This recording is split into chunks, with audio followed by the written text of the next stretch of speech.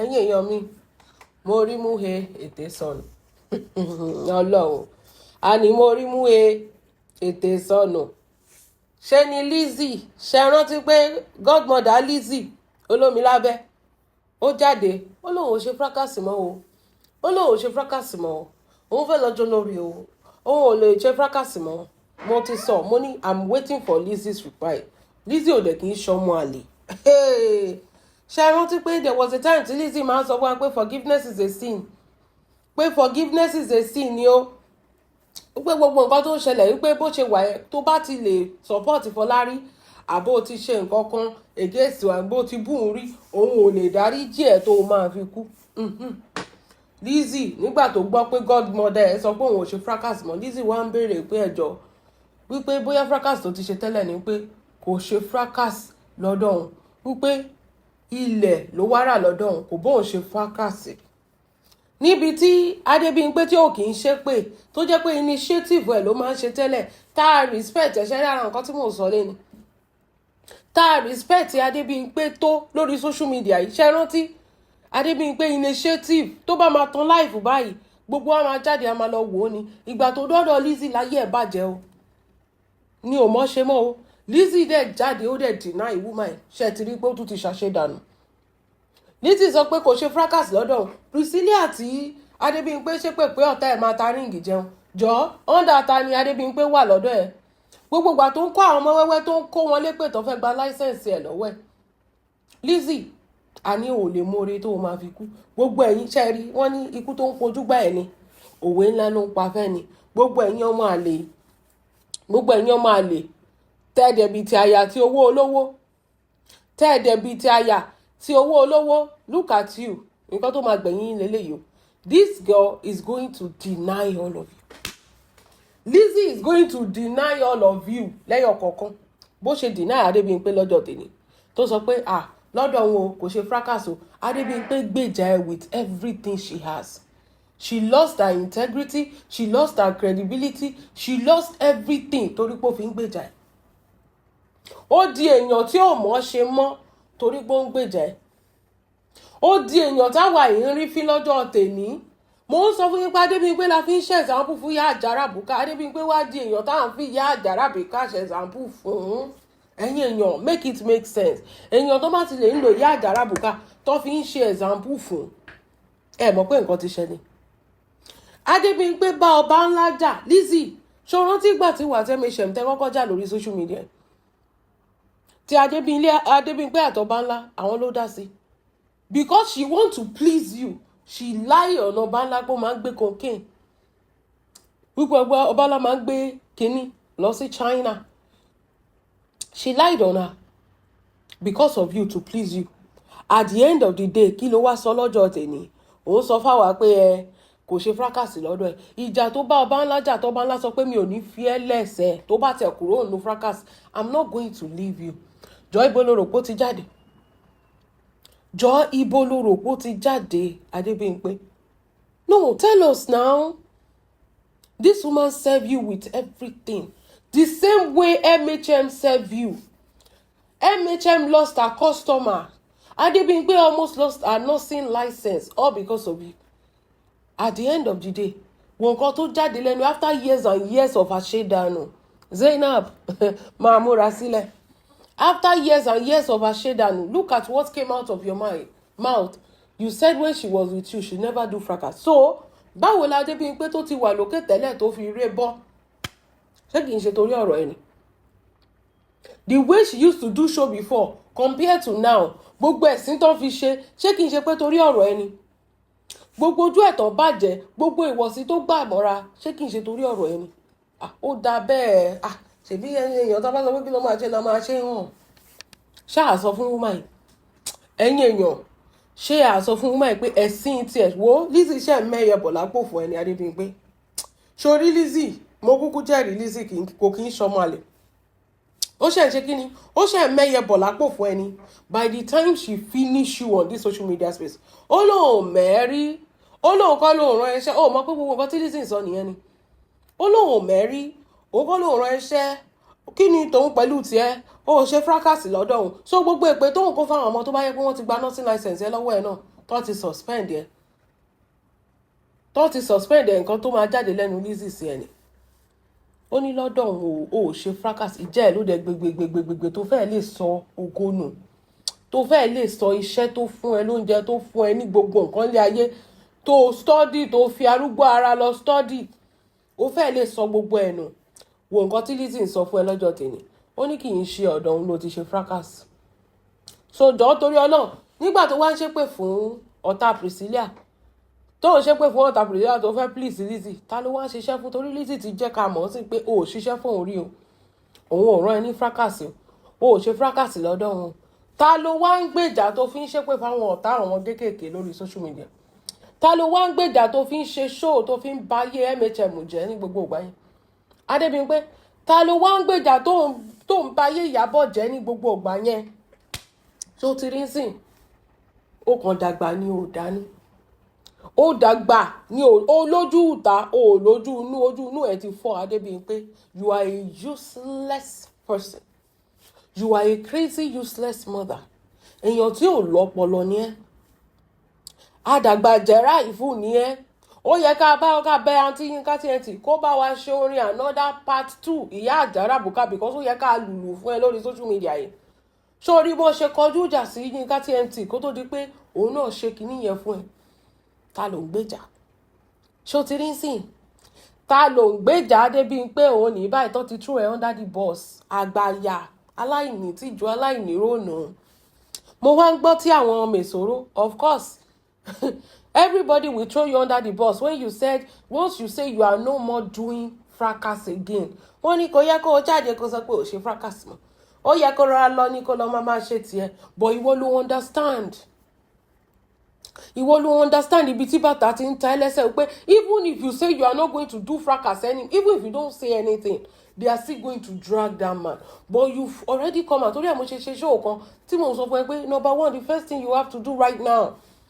is for you to ṣe kíni is for you to apologize. Are you ready to apologize? You have not apologized. You just say you want to leave. Ó ti ṣe bàjẹ́ sílẹ̀ ó wá sọ pé you are looking for an easy way out because of somebody you respect. A máa fojú somebody you respect yẹn gbolẹ̀ ni because ìwọ náà ti fojú àwọn èèyàn gbolẹ̀ Adébímpé ìwọ náà ti bà tàwọn èèyàn jẹ́ torí pé ó fẹ́ support Lizzy àsẹ̀yìnwá àsẹ̀yìnbọ̀ Lizzy kúkú ti sọ ó lọ support Lizzy show jẹun show monetize the page yẹn so kò jẹ́ anything nìyẹn she owes you nothing not even 2 days ago to ó tiẹ̀ ti hẹ́lì jù kí Lizzy tó bẹ̀rẹ̀ sí throw her under the bus wo ó máa gbé wa débẹ̀ gbogbo ìgbà tó ń fún ẹ lóúnjẹ tó ń tọrọ oúnjẹ jẹ lọ́wọ́ ẹ̀ tó ń tọrọ owó tó okúkú mọ Lizzy náà ọdún ní Lizzy kì í ṣàìmọ̀ fún lóko náà gbogbo nǹkan tẹ́ ẹ jọ ṣe tí lè fi jó ni Lizzy máa gbé jáde tó máa ojú ẹ̀ máa bó ojú ẹ̀ máa bàjẹ́ lórí social media ẹ̀yin ìyá játijàti ìyẹn wá ń sọ fún ẹ Adébímpé ó yẹ kó ra lọ ni mèsòrò tó lọ wọ́n fi ilẹ̀ lọ́rùn kí lorúkọ ọmọbìnrin wà lára àwọn èèyàn tó ń dráàgì kí náà porúkọ Àṣàkẹ́ sí lára àwọn èèyàn tó Àṣàkẹ́ ò lọ kò ṣe disclaimer ṣé kò lọ dráàgì ẹ̀ padà wá sórí social media Adébímpé understand the social media ṣé kò understand the social media ni ṣèbó yẹ kó lọ ni kó má sọ fún anybody ṣèbí ìgbà mélòó gan ló ń ṣe ṣó tẹ́lẹ̀ ìyẹn gangan ló máa burú tàjù kọ́ wá rí Adébímpé pẹ̀lú bó jẹ́ olórí gbogbo nǹkan tó máa gbé jáde nípa Adébímpé kò ní ṣe sọ lórí social media ẹ wo olórí burúkú instigator amẹ̀bọ ó lọ gbé antecedent olórí burúkú ó ti ní memory storage tó ti save gbogbo nǹkan sí ó lọ gbé antecedent kò tiẹ̀ tí sẹ́ anybody tó post antecedent Adébímpé gbogbo èèyàn kì í ṣì ń sọ̀rọ̀ ní pé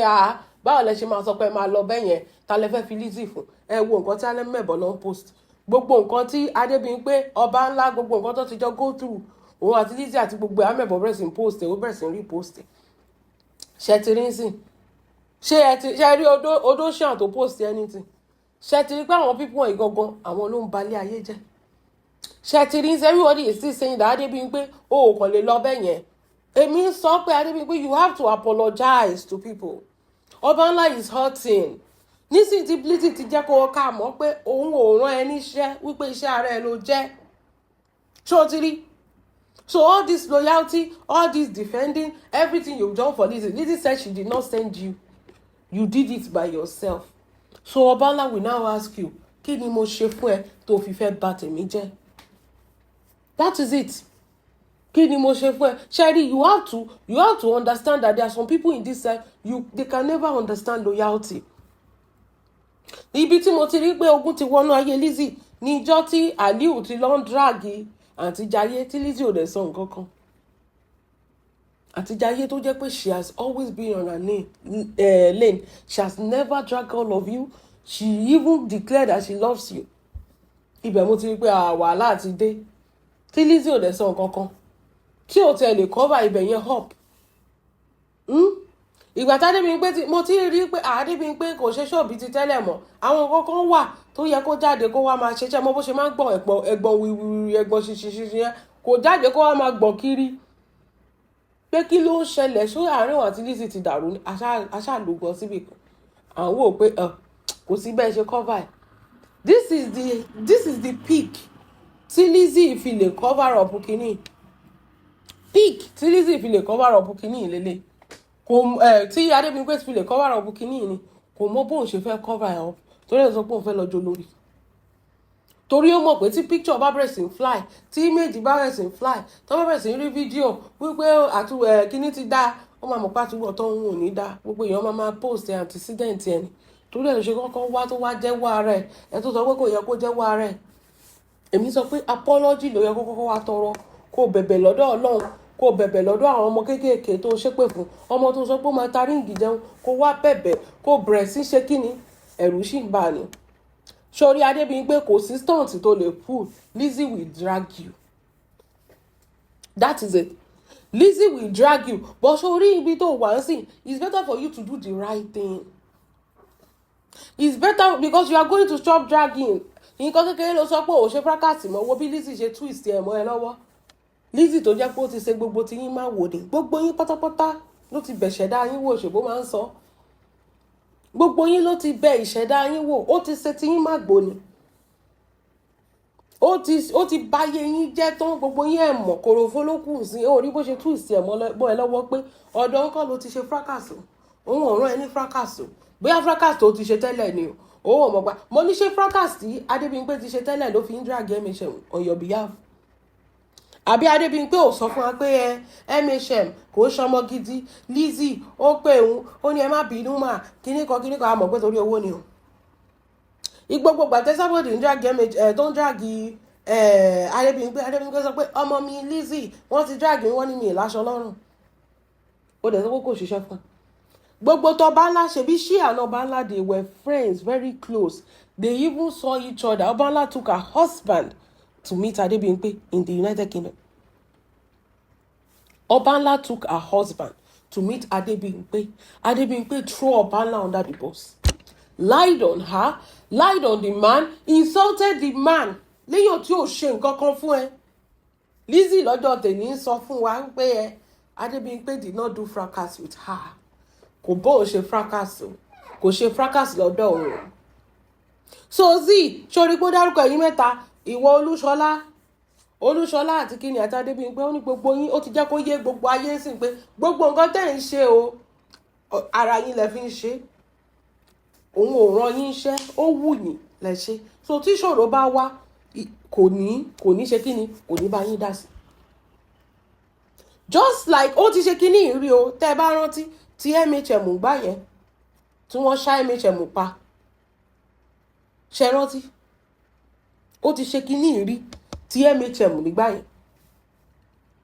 MHM will be okay. She doesn't even care. That woman was fighting for her life in the hospital. At the end of the day, ìgbà tó máa throw MHM under the bus, she did not even care.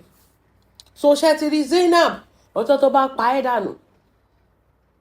Ọjọ́ tó bá pa ẹ́ dànù bóyá ọjọ́ wedding ẹ̀ náà máa pa ẹ́ dànù. Ọlọ́run ò ní jẹ́ o. Lizzy máa jáde mo kàn sọ fún ẹ pé what is going to happen. Lizzy will still do show pé òun ò rán iṣẹ́. Tí Lizzy bá lè ṣe báyìí fún Adebimpe pé òun kò ṣe fracas lọ́dọ̀ òun kò gbèjà òun ló ń sọ yẹn o. Ẹ̀yin èèyàn ẹ wò wá. Lizzy ní Adebimpe ò gbèjà òun kò ṣe fracas lọ́dọ̀ òun. Gbogbo nǹkan t'Adebimpe ṣe òun ò mọ nǹkan kan pa ẹ̀ ó wù ló ṣe. Is that not telling you something? Is that not shaking telling you something? is that not telling you son well wọ́n sọ fún yàn náà ṣọ́ máa ń sọ fún yàn ní ibi báyìí la wà Lizzy ṣe mẹ́yẹ Lizzy máa gbé wa débẹ̀ ó ṣe mẹ́yẹ bọ̀ lápò ní Adebimpe you better stop passing through corner and apologize so that àwọn èèyàn á lè jẹ́ kó rọ́nà lọ gbogbo irọ́ tó pamọ́ ọba ńlá jáde kó wá sọ pé òkè o ọba ńlá ò gbógun olóró o kò lọ sí China lọ gbógun olóró o parọ́ mọ́ ni o torí pé òun gbé jàǹtí ni o bẹ́ẹ̀ MHM torí MHM ò ṣẹ́ ìwọ ló bẹ̀rẹ̀ sí ní drag ẹ̀ torí pé o fẹ́ ṣe kí ni o fẹ́ support Lizzy náà ló sọ pé òun ò rán iṣẹ́ ó wú ẹ ni bẹ́ẹ̀ ọmọ alálùbáríkà ọmọ olóríire tó ṣépè fún pọ́tà ẹ̀ máa ta ríǹgì jẹun bẹ́ẹ̀ kó ṣàdúrà fún torí tó o bá ṣe gbogbo kinní tó sọ pé ẹ fẹ́ fi fracas ilẹ̀ gbogbo nǹkan tó ti ṣe is coming to haunt you gbogbo ìbàjẹ́ tó ti ṣe Adebimpe is coming back wo private jet ló máa gbé tó máa fi wá haunt ẹ you never see anything you never ṣe kí ni you never see anything lórí social media a máa jọ mú nǹkan lẹ̀ fara wa sórí kékeré ni Lizzy ti ṣe fún ẹ bí Lizzy bá ṣe ń gbé wá báyìí làwọn náà máa gbé fún ẹ a ní jẹ́ kó gbàgbé torí àgbà ìṣà ni ẹ o kì í ṣàgbà gidi o kì í ṣàgbà tó dáa ìwọ má wọ̀rì